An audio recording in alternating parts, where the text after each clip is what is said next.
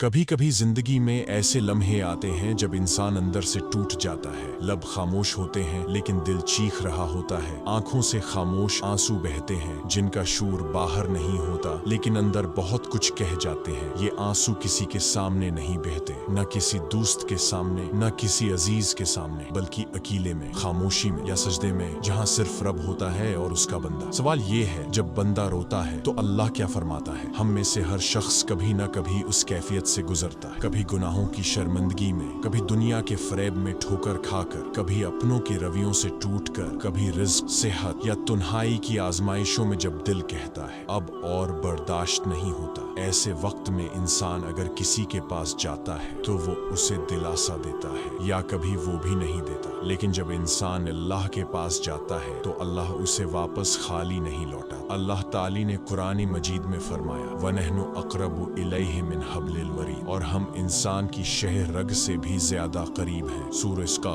आयत 16। ये कुर्ब सिर्फ ज़ाहिरी नहीं, ये वो कुर्ब है जिसमें बंदे के दिल की हर धड़कन, हर टूटा हुआ लम्हा, हर सिसकी, हर आंसू अल्लाह ताली को मालूम होता है। हदीस कुदसी में अल्लाह ताली फरमाते हैं, मैं उनके साथ होता हूँ जिनके दिल टूटे हुए होते हैं। सोचिए, जिस बंदे को दुनिया ने तन्हा छोड़ दिया हो, जिसे किसी ने न सुना हो, वो अगर अल्लाह की तरफ रुजू करे तो वही तन्हा बंदा अल्लाह के सबसे ज्यादा करीब हो जाता है। एक बार एक शख्स रसूल अल्लाह की खिदमत में हाजिर हुआ और अर्ज किया, या रसूल अल्लाह, मेरे दिल में सख्ती है, कोई रक़त नहीं, इबादत में दिल नहीं लगता। आपने फरमाया, अगर तुम चाहते हो कि तुम्हारा दिल नरम हो जाए तो मुस्कीन को खाना खिलाओ, यतीम के सिर पर हाथ फेरो और रात के वक्त अल्लाह के सामने रो। रात का वक्त जब दुनिया सो रही होती है, जब हर आवाज खामोश हो जाती है, इस वक्त एक बंदा अल्लाह के हुजूर तन्हा बैठकर रोता है तो अल्लाह ताली फरिश्तों से फरमाते हैं, मेरे बंदे को देखो, ये मुझसे डर कर रो रहा है, मुझसे मांग रहा है, मेरे दर पर आया है, मैं उसे कभी मायूस नहीं लौटाऊंगा। रसूल अल्लाह ने फरमाया,